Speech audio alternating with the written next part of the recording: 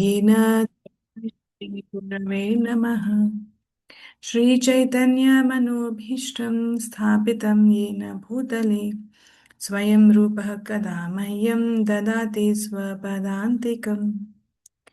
मूकं करोति वाचालं पङ्गुं लङ्घयते गिरिं यत्कृपातमहं वन्दे श्रीगुरुं दीनतारिणं परमानन्दमाधवं Sri Chaitanya ईश्वरम्। So, yesterday the discussion was about the last paragraph was about how the real aim of life is to attain the spiritual sky. But most people do not know about it. And human form of life is to understand this reality and to be transferred into it. All Vedic literatures instructs us not to remain in this darkness. So, what is the darkness and what is the not reality? This material world. And in the previous paragraph to this, Prabhupada has given the example of a mandarin queen. The model made of plastic or fiber, which looks like a lady, which is kept outside the cloth showrooms with a nice clothing and all, the latest clothing sometimes. But actually, it is not the real one. It is just a image or an imitation, a replica. Similarly, this material world is just a replica of what the reality is there in spiritual sky. This is just an imitation. This cannot be considered as reality. And those who know this, they will definitely want to know and go to the reality, right? They don't want to stay in what is not reality, what is so temporary, what is just a shadow or a reflection. So, those who wants to know the spiritual world, what are more details about it and how to go there, Vedic literatures are giving all the information related to it.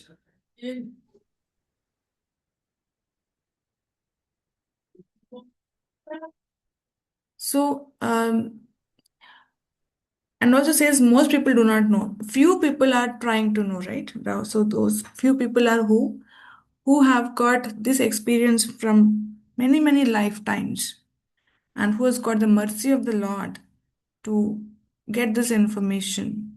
And those who are progressing mostly, they have attracted the mercy by their humility and their attitude that they want to reform. They have made a wrong choice by coming here. Now they want to correct themselves and make a correct choice of serving Krishna rather than competing with Krishna.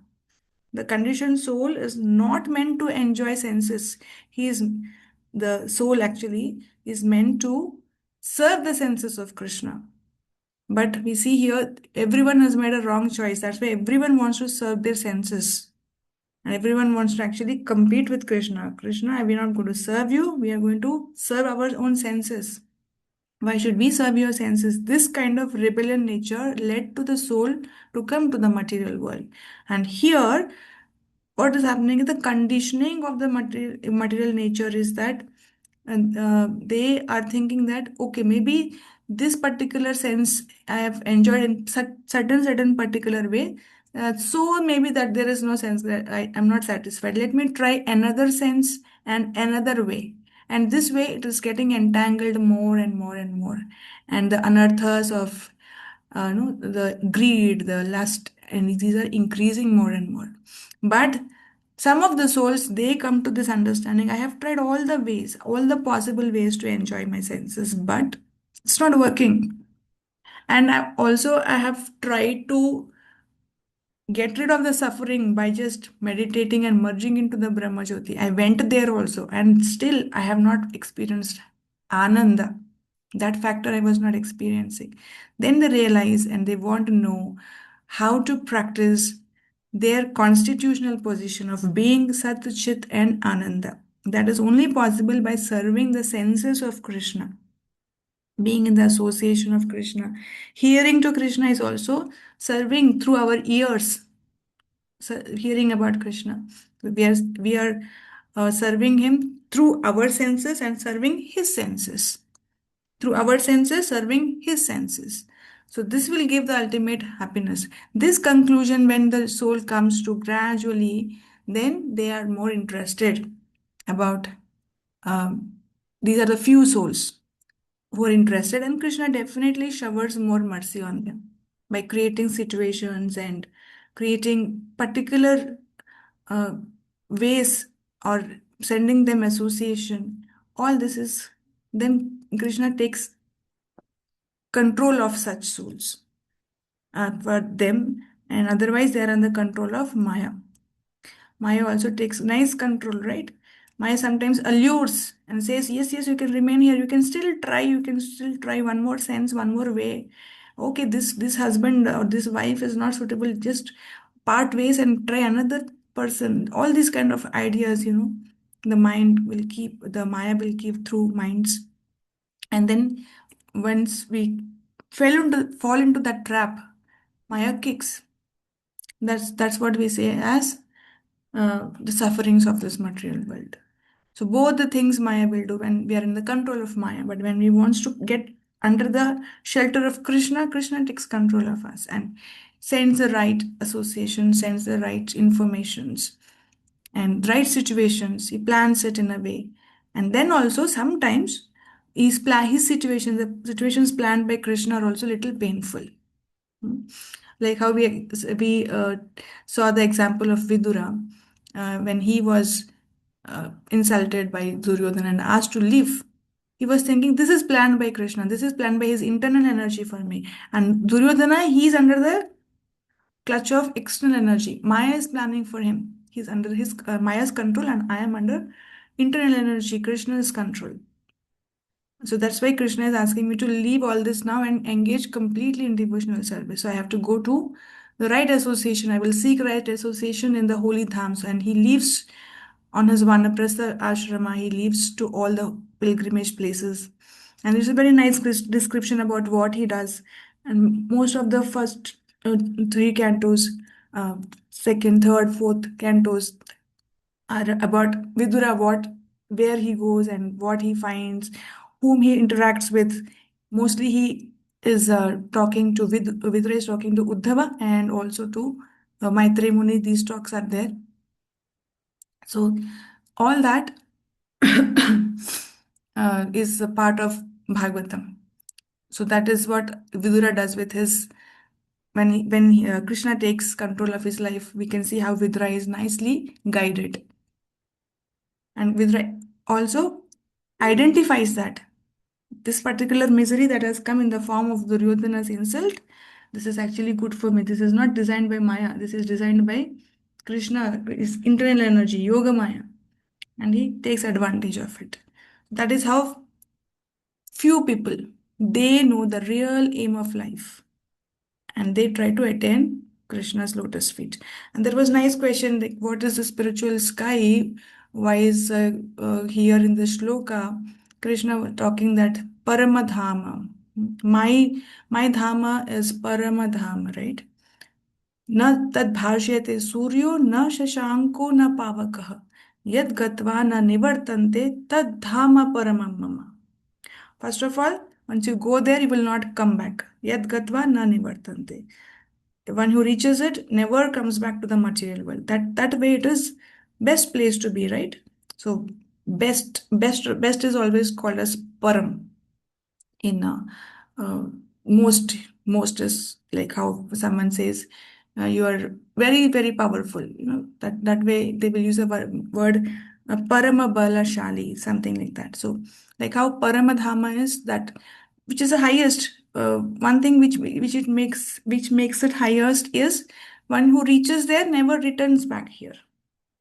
And another thing, why is it called highest? Let us see in Brahma Samhita. Brahma himself is telling from here. गोलोकनाम्नि निजधाम्नि तले च तस्य देवी महेश हरिधाम सुतेषु तेषु ते ते प्रभावनिचया विहिताश्च येन गोविन्दम् आदिपुरुषं तमहं भजामि.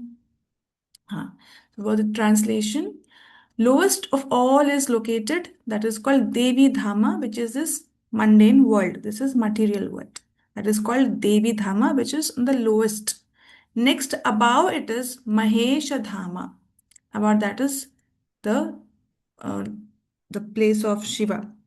Above Mahesha Dhama is Hari Dhama, place of Narayana, the Vishnavataras by Kuntalokas, and above them is located Krishna's own realm named Goloka. I adore the Primval Lord Govinda, who has allotted their respective authorities to the rulers of those graded realms. So this is one way why it is called highest, because it is according to the creation on the topmost. And this Brahma himself is telling, who is able to see the creation. It is revealed to him while he is praying these prayers. He's in front of him. It is all revealed to him. He's looking at them and he's praying. He's understood the truth. He's understood the reality. Before that, he was performing tapasya about who am I? Why am I here? Where am I? I don't know what is this happening. What is a creation? What is my purpose? He's alone. He's the only person. Just imagine if someone is alone in the whole creation. They feel how they will feel. That naturally this question will come: who am I? Why am I here? So Brahma prayed and did a lot of austerity for a long time. Then this vision was there in front of him. Krishna revealed to him through instructions, through instructions from the heart, and also a vision that was given to him about where he is and what he is supposed to do is revealed to him. So the whole screen was there in front of him, and he's seeing all this, and he's praying.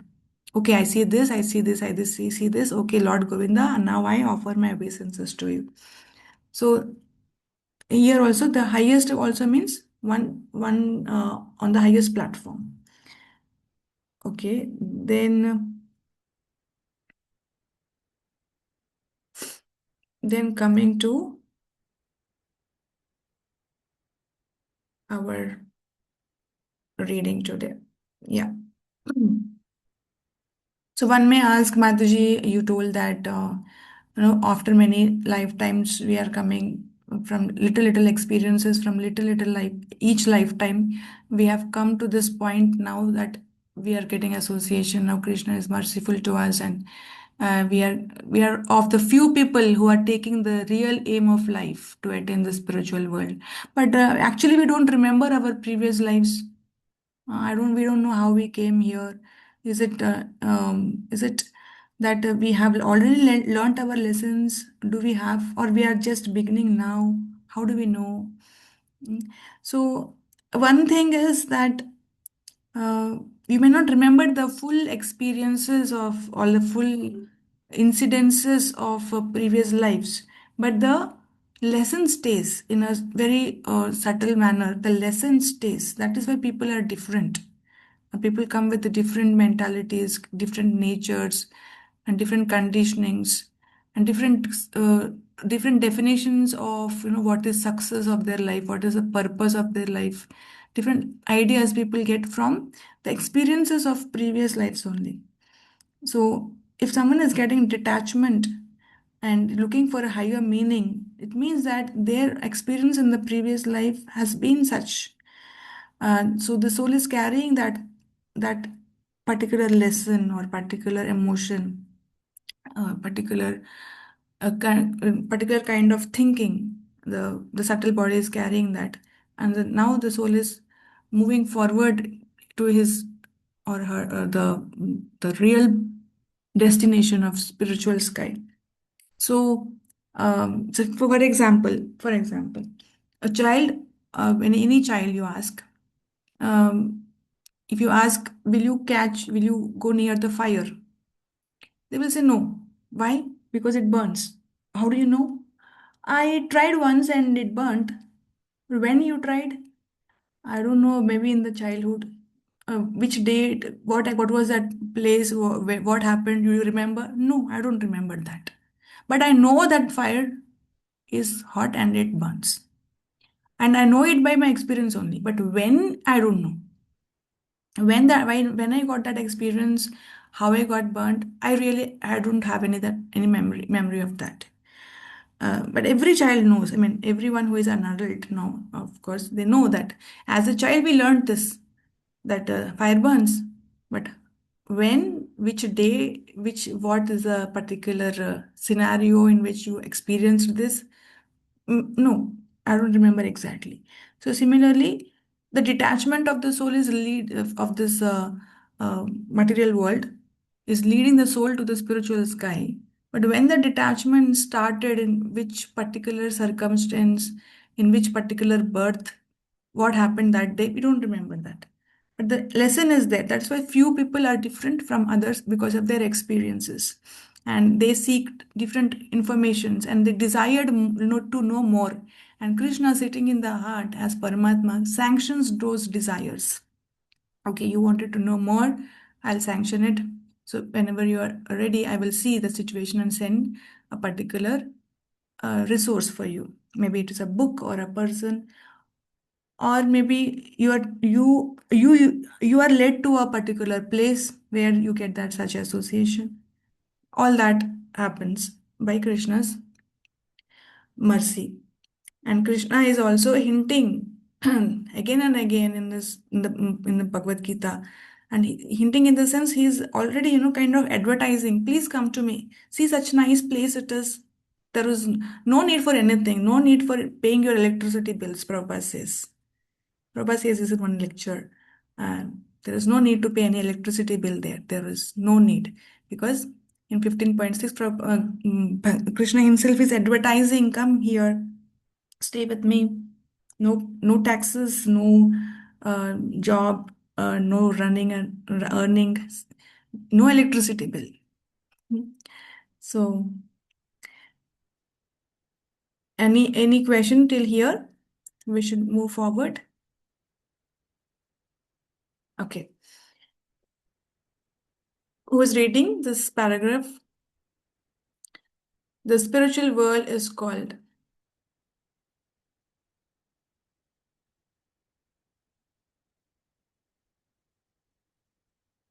Okay, I'll read. The spiritual. Hello, Sanat. Yeah, yes, Mataji, please read.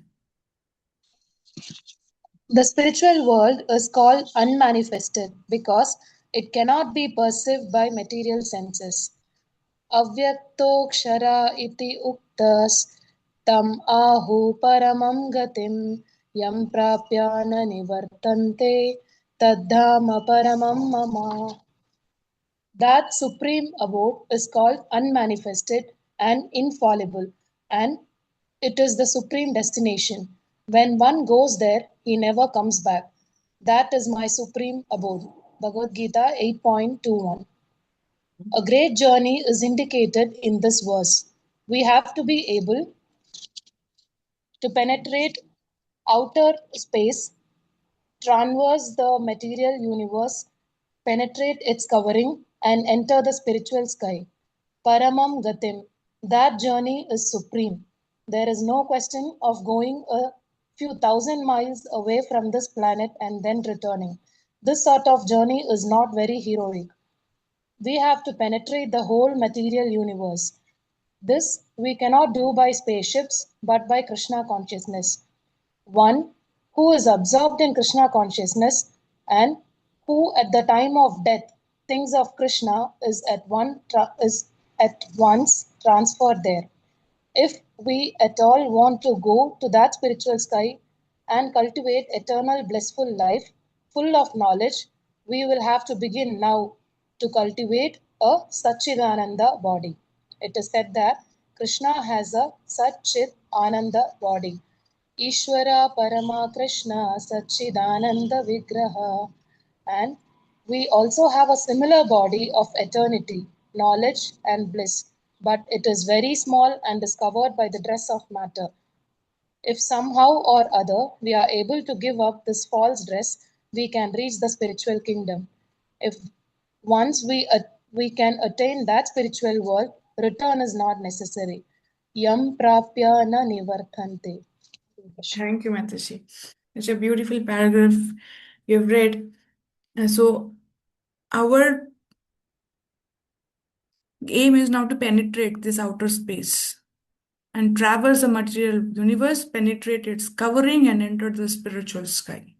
Yeah, so how all this looks like. So yesterday, one Mataji was asking about, uh, Brahmas having different number of heads. So I think we can have a picture to now connect these two and see. Hmm. Yeah, can you see this picture? Yeah. So here, Mataji was asking, why is it called that Brahma has having different number of heads or is talked about, how it looks. So here, whom we are seeing here, no, lying beautifully, this is Mahavishnu, or also known as Karanodakashayi Vishnu, because he's lying in a Karana ocean. It is also called in English Kaushal Ocean. Prabhupada tells the name as Kaushal Ocean or Viraja River. He's lying in that river. Is he on any Ananta Shesh or anything? No. Is Lakshmi serving him? No. Is any uh, lotus coming out from his navel? No. This is Mahavishnu. He has 400 form. Yeah, that is there. Now, when he breathes out, many universes are coming out. These are all material universes. Bubbles, bubbles, bubbles, they're coming out, right? From the pores of his body. And each material universe now. Can you see there are small Vishnus in each one? Yeah. Huh. So here, this Vishnus is, who is he? Garbhodakashayi Vishnu. This is a Garbha ocean. So each universe is filled half with ocean, that is Garbha ocean. Only half part is filled with water. And in that there is Ananta Shesha, and this Vishnu lies there. And from each Vishnu's here, this Garbhodaka Sai Vishnu's navel, each one lotus flower is coming. And on each lotus flower, there is one person who is getting his birth, that is Brahma. And in each universe, Brahma looks different, and Brahma has a different number of heads. Sometimes four, the minimum is four, they say. That is our universe, Brahma, is having only four heads. And different universes are there. So many bubbles are there, no? So many round. And all these have different headed Brahmas. Some have 10, some have 100,000, 10,000. Different are there. Okay, so there is a story about when Krishna was here in Dwaraka, in our Dwaraka here, 5,000 years ago. So that time, once our Brahma came to visit him, our Brahma, the 400 Brahma, he went to visit him. And there he was at the gate, he was stopped. And he thought that why am I being stopped? I'm Brahma, I want to meet Krishna. But then they said, "Oh, many people come, we have to ask Krishna's appointment first." So, okay, go tell him that Brahma has come. So this particular gatekeeper, he comes back and tells Krishna is asking which Brahma. And Brahma thinks, I am the only one here, right? I am in this universe, Brahma is the only one. So he's thinking that I am the only Brahma. All the time he's thinking that only. But then when this question was asked to him, he did not know how to answer which Brahma means what. Okay, tell him that I am the four-headed Brahma. He was thinking, I have four heads. That is my identity. That who has four heads? You know, there is no one else in all the demigods and all. He is thinking there should be no confusion. I'm the only Brahma. So then the gatekeeper again comes back and says, yes, Krishna wants to meet you. Come inside.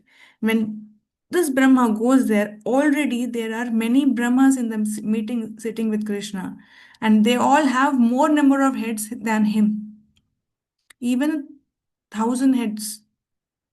So then he understands his position. He thinks that, okay, I am thinking I am the secondary creator of this big, big universe, but there are people, there are Brahmas managing bigger affairs, bigger universes. I am the smallest. So this is one place where we come across the information about other Brahmas.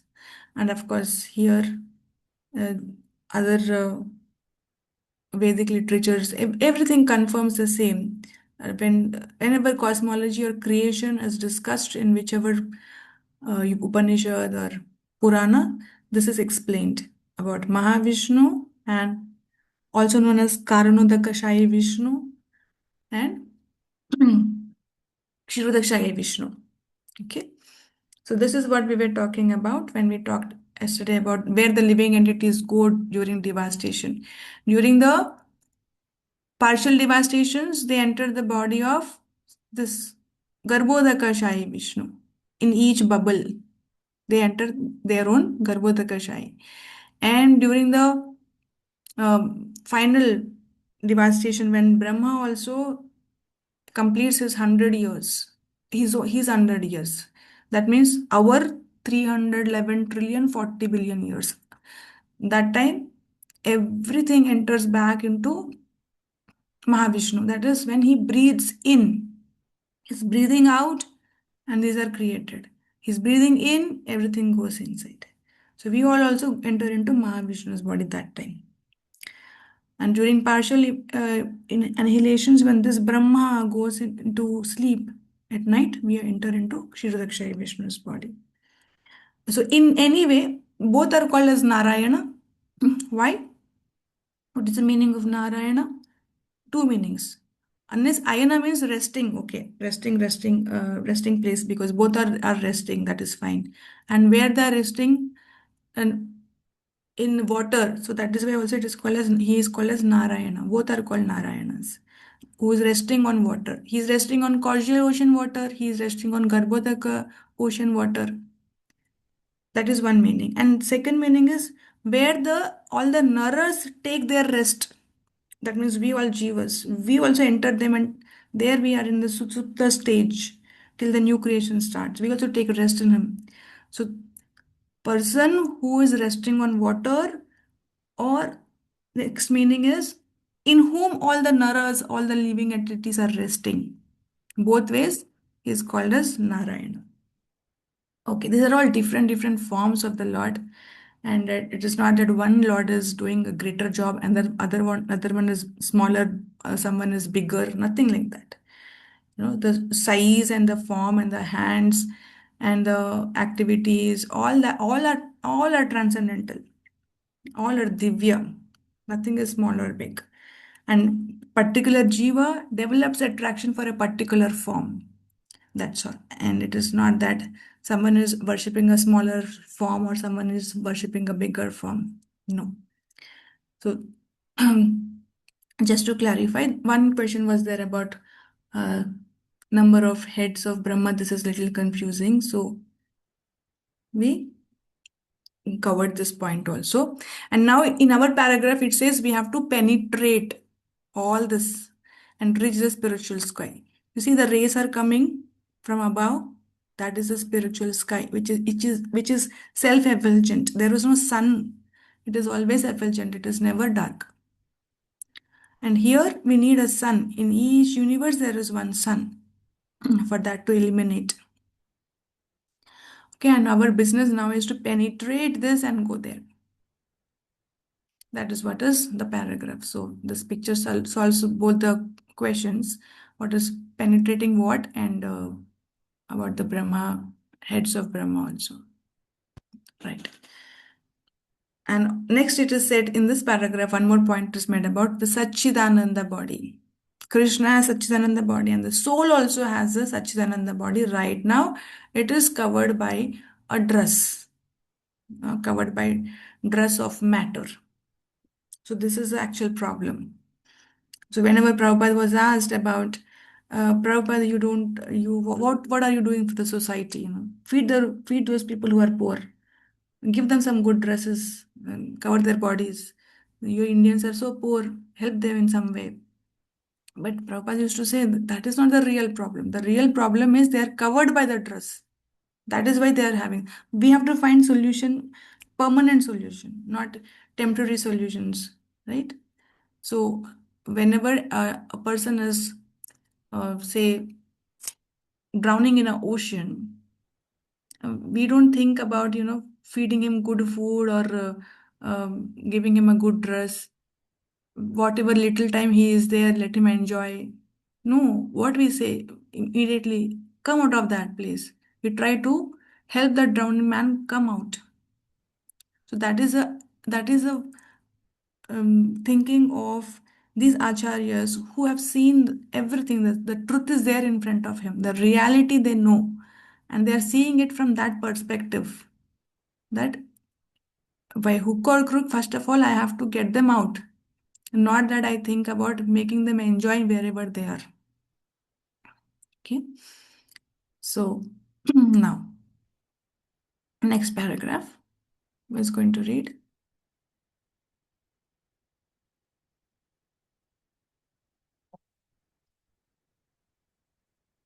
Everyone then should try to go to the Dhama Param, Krishna's abode, supreme abode. Krishna himself comes and gives us literatures as guidebooks and sends his bona fide representatives. We should take advantage of this facility given to human life. For one who reaches that supreme abode, penances, austerities, yogic meditations, and so on are no longer required. And for one who does not reach it, all penances and austerities are a useless waste of time. The human form of life is an opportunity to get this boon, and it is the duty of the state, parents, teachers, and guardians to elevate those who have acquired this human form of life to attain this perfection of life. Simply eating, sleeping, mating, and quarreling like cats and dogs is not civilization. We should properly utilize this human form of life and take advantage of this knowledge to prepare ourselves in Krishna consciousness. So that 24 hours of the day we will be absorbed in Krishna and at death at once transferred to that spiritual sky. पुरुषस परपार्थ भक्त्या लभ्यस्त्व अनन्यया यस्यान्तःस्थानि भूतानि येन सर्वम् इदं तमम्. The Supreme Personality of Godhead, who is greater than all, is attainable by unalloyed devotion. Although He is present in His abode, He is all pervading and everything is situated in Him. Okay, fine. So we have to go there. How to go there? By Krishna consciousness. That means so that 24 hours a day we will be absorbed in Krishna. Then what will happen? At every moment we are there with Krishna only, right? And at the moment of death also, we will be there with Krishna. We'll be transferred to the spiritual sky. So 24 hours practice. Start with 5 minutes, 10 minutes, 2 hours of chanting. Then you should lead. Someone was asking this question to, I think, Prabhupada. Yeah, Prabhupada only, Prabhupada lecture, or maybe Guru Maharaj lecture. How to always chant. It is said to chant always. How to do that? Uh, so, one thing was told that if you chant your 2 hours chanting attentively, the remaining hours, the chanting will happen even at sleep. So before even retiring to night bed also, if you chant, sometimes it is experienced that while waking up, the chanting is happening. We wake up with the chanting, that vibration happening already.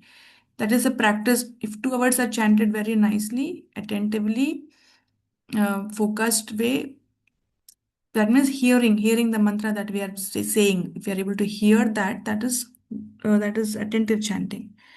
If all the mantras are heard nicely for 2 hours, the 16 rounds that is given to us to practice, then the remaining hours it will happen. The chanting will happen. It will be happening already. Like whenever we give attention, you can understand that okay, the heart, the chanting is there. It is there. It is happening. That experience will come slowly, but start with uh, whatever rounds we have pledged to chant them with attention, with good quality, by hearing to them. And then slowly we will reach to the point of 24 hours a day and will be absorbed in Krishna all the time. So one is asked to remember Krishna at the time of death. It is not possible that I will do all the nonsense all through my life and at the time of death I will remember Krishna. No, Krishna is the greatest cheater. If anyone wants to cheat and think that I will remember you, Krishna, no problem, don't worry. Krishna will say, who will give you remembrance? It's me, right? I will see the efforts that you have put in and I will give you the remembrance. So, our prayer is, Krishna, I want to remember you all the time and you remember me at the time of death. I want to remember you and be merciful that you be coming into my remembrance all the time and never leave me. Who will think like that? Those who are grateful to this process, for getting into this process. So Prabhupada also in one place he says, always regret your past actions. Hmm? It means that we have done all kinds of nonsenses before coming to Krishna consciousness. Okay, now we have come to Krishna consciousness, and now don't think that I am so pure, so elevated, so and don't get pride about it. Regret your past actions and compare what was I and what where I am now. So be grateful for that. Be thankful to Krishna. And always absorbed in that mood of gratitude and humility. And beg Krishna, just I want to remember you all the time now. I don't want to lose this opportunity in any way that is given to me by your mercy. I remember and fear what has happened before coming to you, before coming to this path. I don't want to go there again. So that grateful attitude, if someone has, Krishna shows mercy on them. Sometimes they say that you should not go and remember the past all the time. But here in one place, Krishna Prabhupada says that regret your past activities always. Do not get pride about what you are doing now. Okay, I'm leading a very pure life now. But if you get pride, then in no time, Puna Mushika Bhava. You know that story? There is one small story. Tomorrow I will tell this because now we are ending this meeting almost. So make me remember tomorrow we have to tell this Puna Mushika Bhava story. Ones who get pride about their practices, how they develop